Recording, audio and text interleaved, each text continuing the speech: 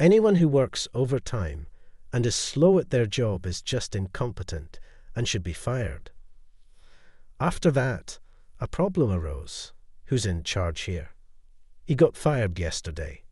He was the only one who could speak French. What? There was only one person who could solve the problem. Michael tried to call him back, but my name is Brandon and I'm 30 years old. Despite being in my 30s, I live a brilliant life as a bachelor. My family home, where my parents and brother live, is about an hour drive away. We have a good family relationship, and I visit home about once a month. I work in sales, and I've been with my current company for 6 years. When I first joined, there was so much to learn that I struggled every day. At one point, I was recognized for smoothly handling a client who only spoke French, and I became in charge of foreign clients. It seemed I was the only one in the office who could speak French at a native level, so naturally, my workload increased. Before I knew it, working overtime had become the norm for me.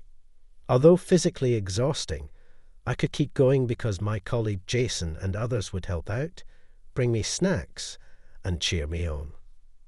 There's nothing I can do to help. I'm sorry you have to bear all this burden.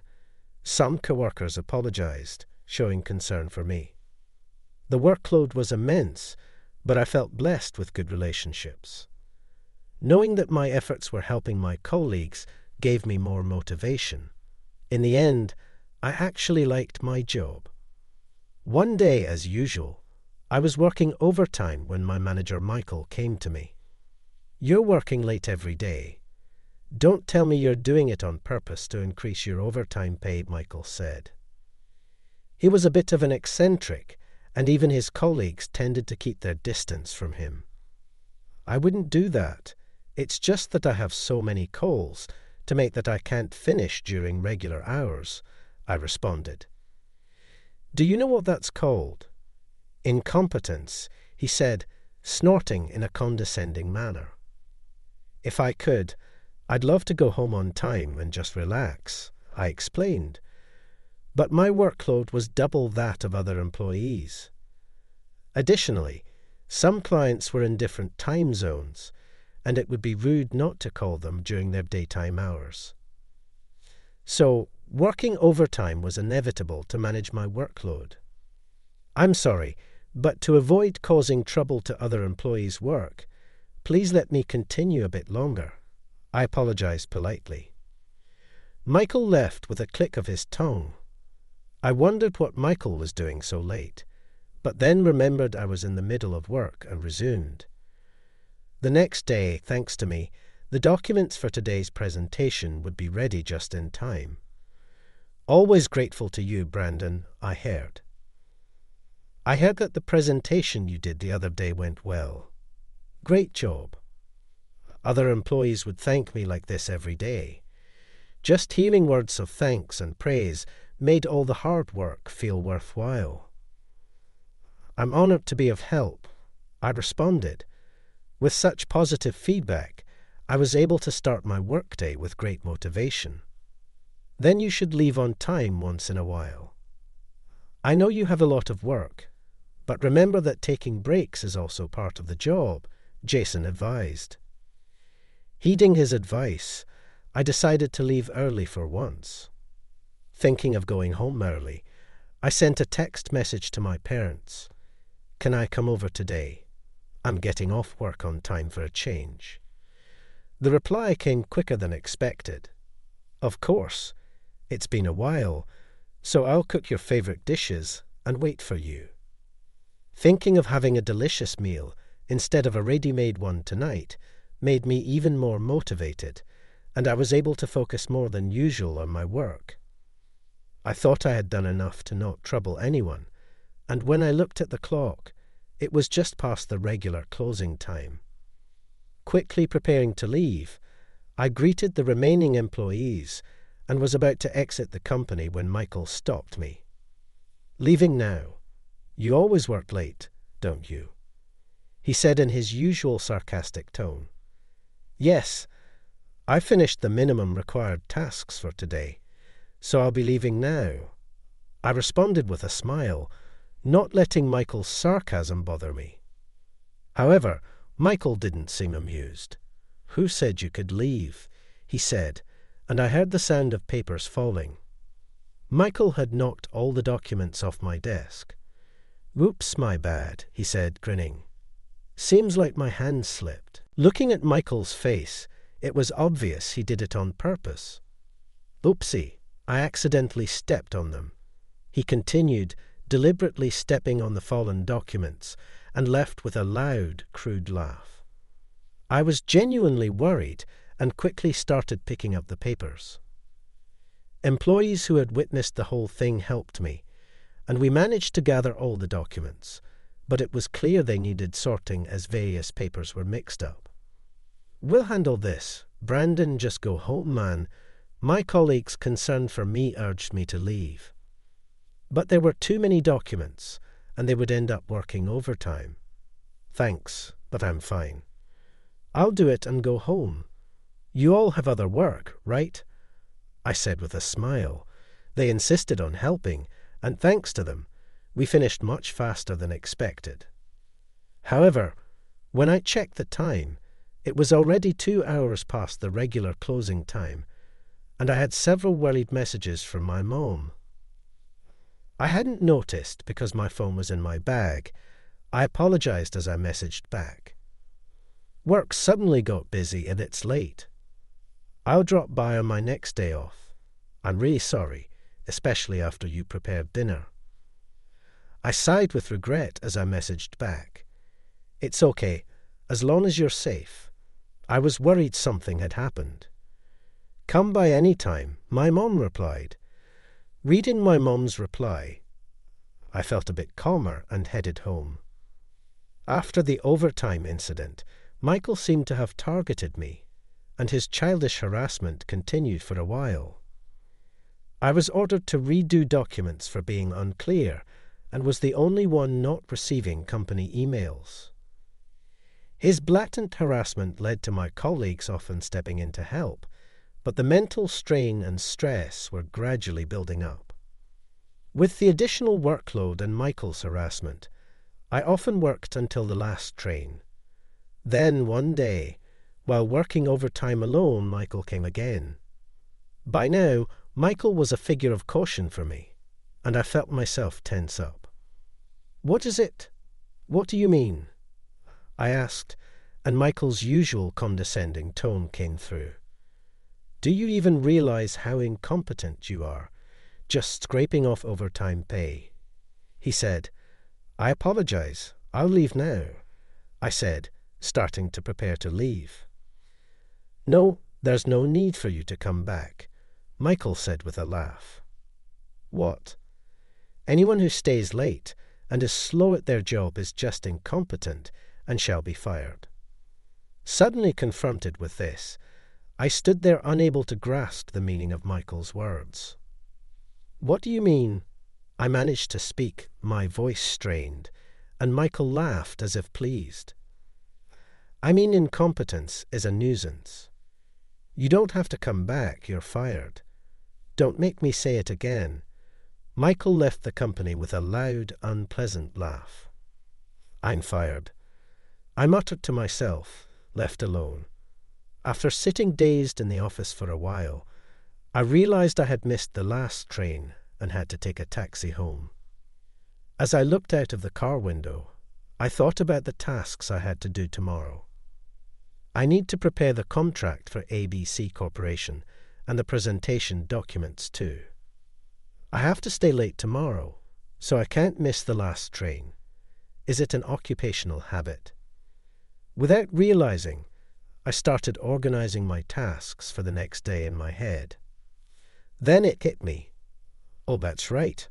I got fired," I muttered, looking at the moon. The taxi driver asked me to repeat. "It's nothing," I replied with a forced smile and got out of the taxi at my house. I was so drained that I just collapsed onto my bed as soon as I got home. I was so mentally exhausted that, unusually, I woke up before my alarm clock went off. I usually get up at 7 a.m, but it was only 5 a.m. when I checked the time. I tried to go back to sleep, but Michael's words, "You're fired," kept echoing in my ears, preventing me from sleeping. I knew I had to start looking for a new job, but it wasn't easy to just move on, so I just lay there under the covers. As time passed, how much time had passed? I realized my phone had been ringing continuously. I picked up the phone, and it was a colleague, but I didn't feel like answering. I gently placed the phone back down. It was past 10 a.m. when I checked the time. I hadn't noticed it was bright outside as the curtains were closed. I wondered what my colleagues thought about me being fired. Were they angry? Were some of them happy? Was I as incompetent as Michael had said? The incident had broken my spirit, and I could only think negatively. I have been so devoted to my job, more than I realized. Even when I was a newbie, running around to the point of nearly breaking down, I had never felt this low. Lost in my thoughts, I was startled by the sudden ringing of the doorbell. Who could it be? I slowly got up and peered through the door's peephole, and it was my father. I was momentarily surprised and hesitated to open the door. Then the doorbell rang again. With trembling hands, I slowly opened the door, and my father smiled upon seeing my face. What kind of face is that? At those words, tears started flowing, and before I knew it, they were streaming down my face. I'm coming in, saying that my father entered, holding a plastic bag. Seeing me in my wrinkled suit, he lifted the bag he was holding. "Want to eat? You probably haven't eaten anything, right?" So, my father knew. I felt so pathetic. He entered the room and opened the curtains immediately. Perhaps it was because I had been in a dark room for a while. The sunlight felt unusually bright, perhaps brighter than usual. The company called. They said you weren't answering your phone, so they contacted our home. What happened? I explained the whole situation to my father. He listened, nodding along as I spoke. "So, what do you want to do now?" asked my father. I was unable to gather my thoughts and could only hang my head. What should I do now? What should I be thinking? How should I act? Seeing me like this, my father began to speak. Don't deny yourself just because others do. What's important is not what you should do, but what you want to do. People's words can sometimes be sharper than a blade, right? But don't let such people mislead you about your own worth. Nobody can truly determine another person's value. You've done well. Stand tall and be proud. Hearing my father's words, I found myself crying again. My father patted my back reassuringly. "Let's have some food. It's your mom's cooking. If we don't eat, I'll get scolded by her." The thought made me chuckle a little. I had finally managed to smile. I ate the meal prepared by my mother with my father. Her cooking was as delicious as ever. I had lost my appetite since yesterday, but once I started eating, I was surprised at how hungry I actually was. Hunger doesn't let the mind focus. Forward for now. Just eat well and rest. Things will surely look up. I never thought that at this age I would be comforted by my father. Perhaps age doesn't matter in a family. If my father hadn't come, I would probably still be in bed, not eating, not moving, just spiraling in negative thoughts. Feeling full helped me start looking forward again. After finishing the meal, my father said, "You can always come back home." And then he left my place. Sitting on my bed after he left, I began to think about the future. Even if I was as incompetent as Michael said, I wasn't satisfied with how things ended. I don't demand recognition for my hard work, but I refuse to believe that everything, what I did was in vain. After all, it was Michael who announced my dismissal. What would Mr. Johnson think about this? It felt unsatisfying to just leave things as they were. Acknowledging Michael's actions, I wanted to retaliate, even if in a small way. While I was thinking, my phone rang again. Looking at the display, it was another colleague. After hesitating, I decided to answer. "Hello," I said. As soon as I answered, I heard my colleague's loud voice. "Finally, you answered. You got fired. What's going on?" Exactly what I wanted to know. I told my colleague about last night's incident with Michael. "What? That's crazy, Michael." "You should have talked back," my colleague responded, strangely indignant on my behalf. It was a bit amusing and touching to see him angry at me. I asked my colleague about what happened at the office today and how the employees were reacting. His story wandered a bit, but the gist of it was this. In the morning assembly, a few employees noticed my absence and were discussing contacting me when Michael overheard and laughed, saying I was fired. When asked why, he refused to say, citing it as personal information. What kind of personal information is that? My colleagues and superiors, suspecting unfair dismissal due to Michael's involvement, planned to consult Mr. Johnson, but he was on a business trip. They decided to speak with Mr. Johnson as soon as he returned from his trip, but many were concerned about me and had tried calling. "I was about to go to your house if you didn't respond even by tomorrow," my colleague said. Hearing the story, I realized again how fortunate I was with my workplace relationships. "Thank you. I'm glad to hear it," I said. As I said this, my colleague panicked, misunderstanding my tone. "What's with that ominous remark? You're not thinking of doing something drastic, are you?" I couldn't help but laugh at his words. It's not funny. Seriously, what are you going to do now? Right. What am I going to do regarding my dismissal? I need to understand the company's stance, so talking to Mr. Johnson is essential. But I didn't want to let Michael have the last word. While thinking, something occurred to me. What's happening with my work? Yesterday, I left work without finishing my tasks. There were documents I was supposed to use. Today, I feel irresponsible, but I'm curious to know what happened. Well, actually, I wanted to talk to you about that too. The documents we were supposed to use today, you had mostly prepared them, right? My colleague asked.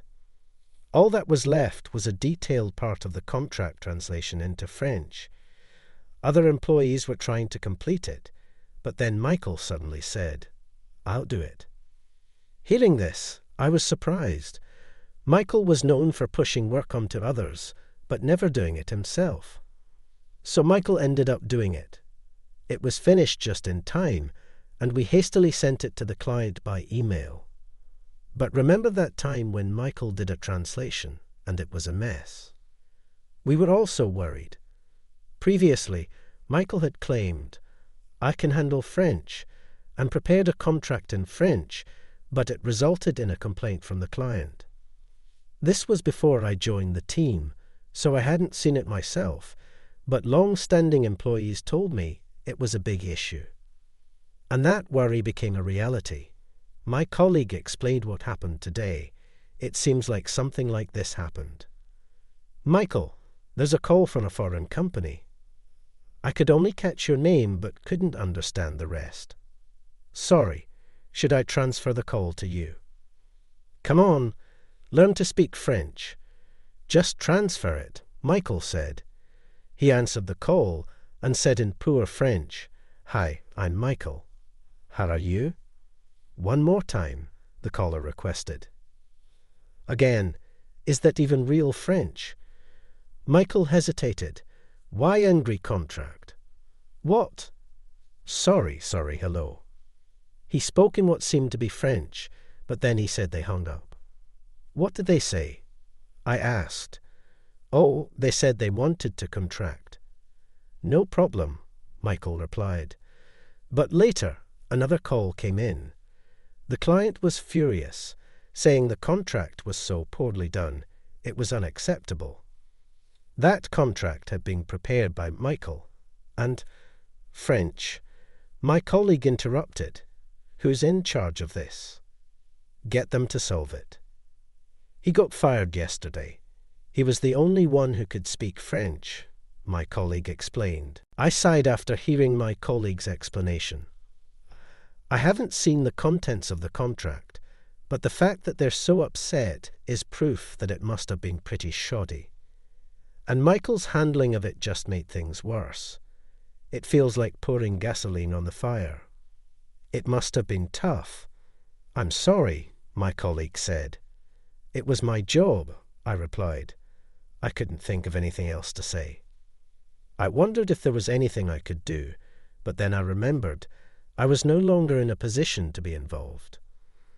I realized my dismissal was causing trouble for my colleagues. I was plagued with guilt. "It's not your fault, Brandon.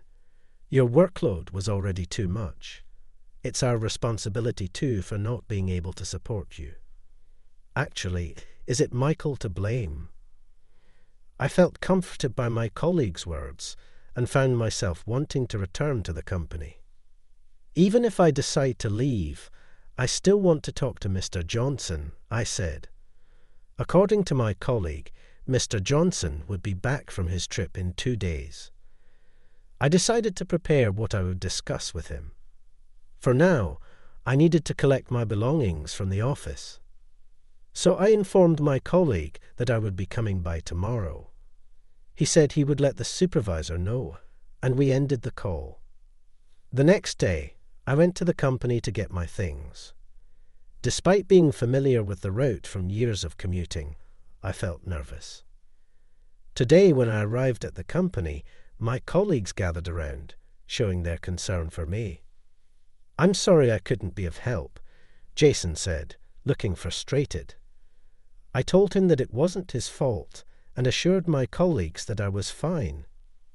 When I mentioned I came to collect my belongings, their expressions turned complex.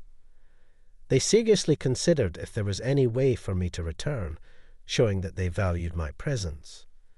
While talking, Michael approached and looked displeased upon seeing me. "Why are you here?"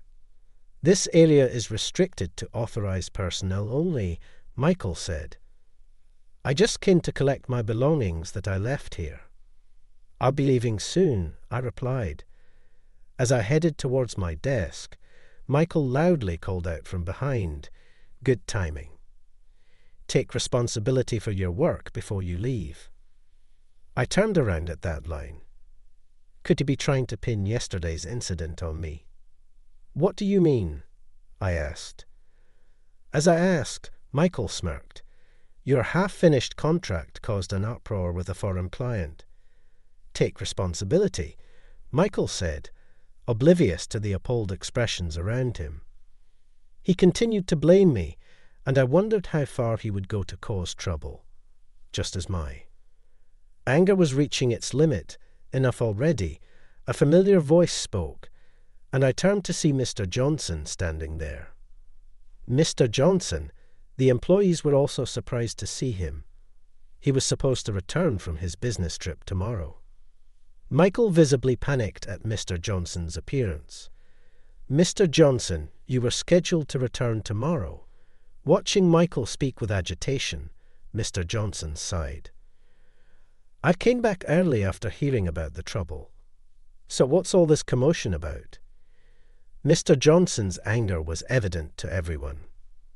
Understandably, the employees fell silent, making the office quiet.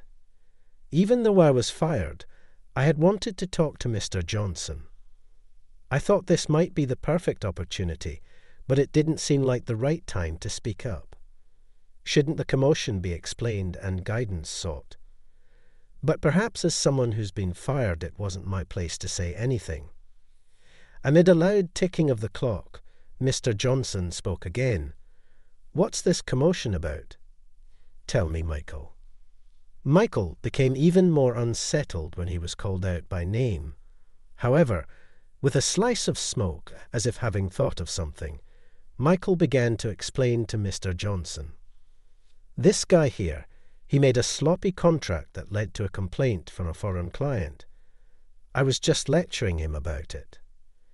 He always works late, and I thought maybe he was doing it on purpose to increase his overtime pay. So I fired him yesterday. I told him to take responsibility for this mess before he quits. Michael presented himself as if he were doing the right thing. I felt a renewed contempt for him, realizing once again how self-centered he was. Although I didn't want to be attacked by Mr. Johnson, it might be an opportunity to explain my side. If he didn't believe me, it could be a valid reason for leaving. Just as I was about to take a gamble and speak up, Mr. Johnson intervened. "Is that so? Then, Brandon, come to my office." Suddenly, I was filled with tension, but this gave me an opportunity to have a private conversation with Mr. Johnson. Looking at Mr. Johnson, his face was no longer stern, but had a gentle smile. Yes, I left my belongings on the desk and followed Mr. Johnson into his office. It serves him right. This will save me. Upon entering the president's office, Mr. Johnson opened the window. A silent pressure weighed in the air, creating an atmosphere that made it difficult for me to speak. I waited for Mr. Johnson to say something first. I wondered if I was going to be reprimanded, bombarded with questions, or possibly even faced with discussions about damages or compensation. It's a story from about 20 years ago, before this company was founded. Back then, I worked at a regular corporation. I exclaimed, surprised by the unexpected start of his story. Seeing Mr. Johnson's face, it was no longer the intimidating look from before, but a gentle smile. I was about your age back then. I was struggling with work, no matter how hard I tried, disliked by my boss, and on the verge of giving up. That's when a senior colleague told me, "Don't let anyone else's disapproval bring you down. You're doing great. Stand tall and be proud." I was struck by Mr. Johnson's words. They sounded so familiar. "Those words," I murmured. Mr. Johnson laughed heartily. "How's your dad doing?" I was stunned. Could it be that Mr. Johnson and my father know each other? I had never heard about this. I was so surprised that I couldn't speak, but Mr. Johnson continued, "Your father's words inspired me to persevere and eventually establish this company. In a way, he's my benefactor. When you joined the company, your father contacted me, asking me to look after his son. I didn't reveal our connection to prevent you from becoming complacent or feeling pressured. I hope you understand."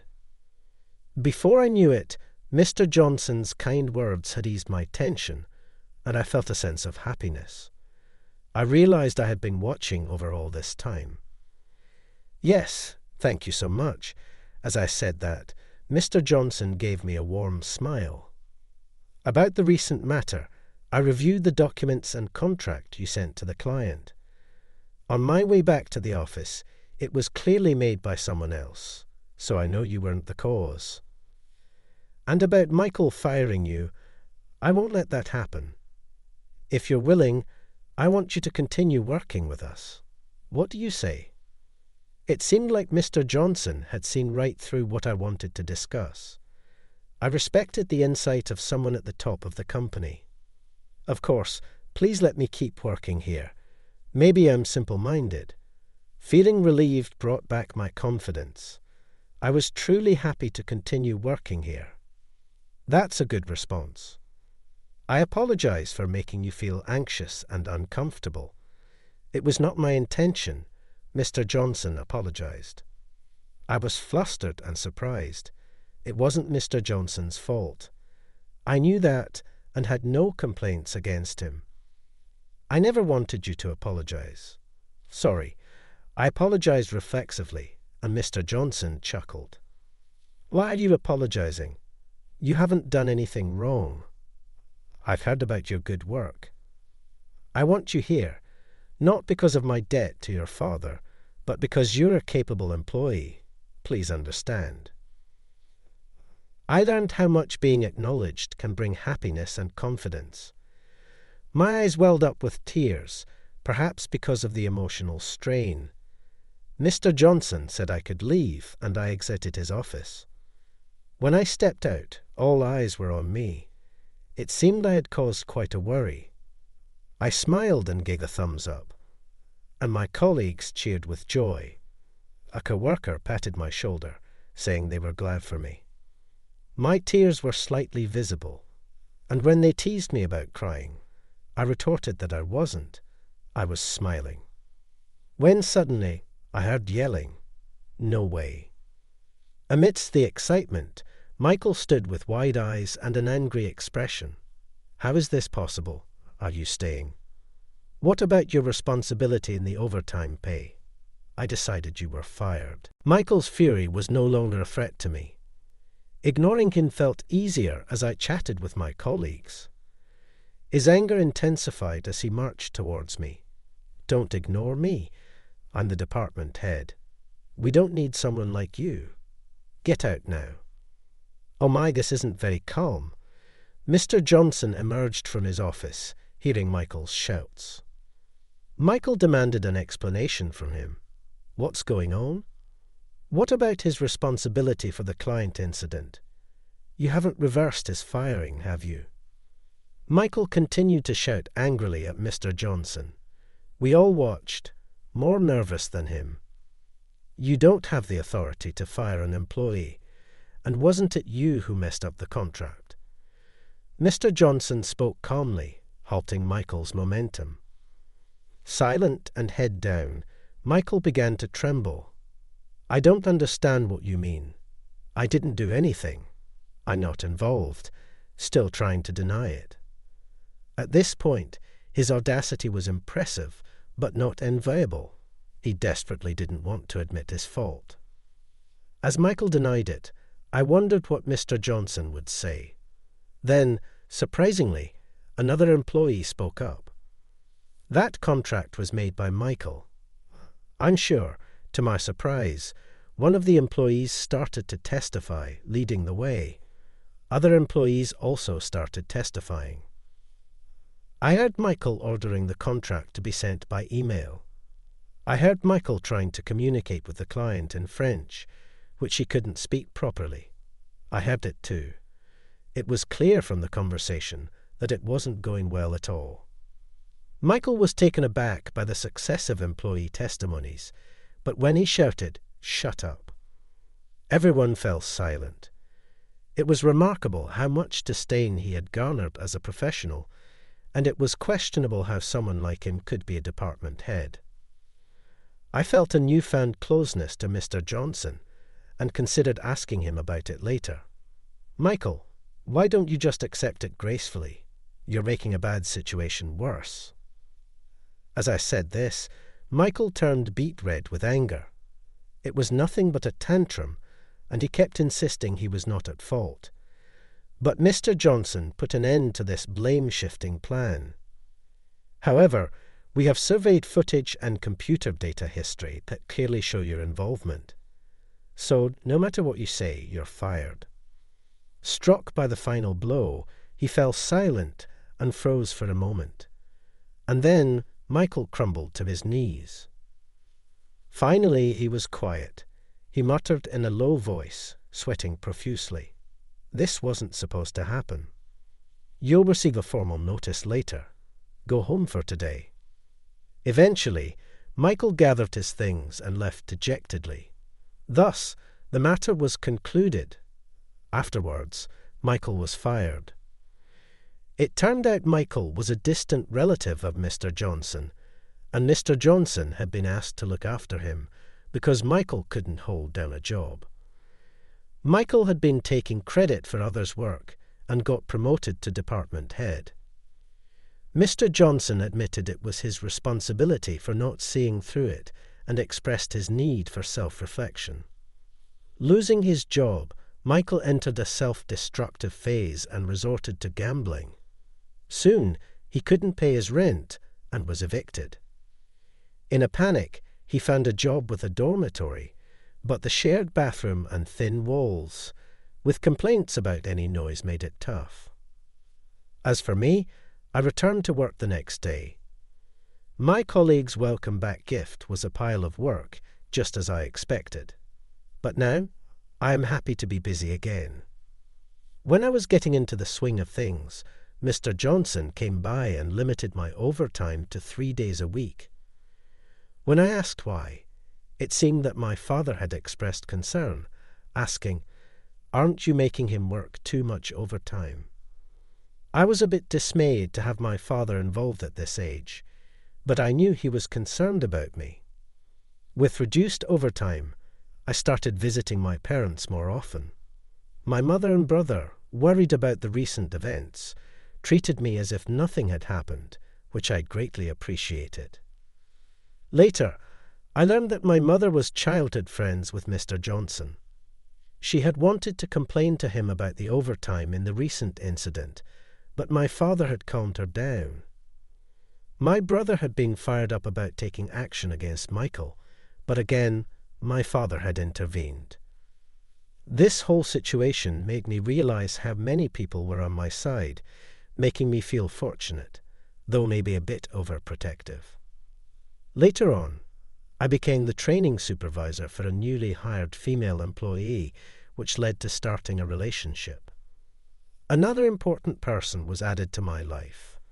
I now want to be someone who protects others, and that's how I'm living my life.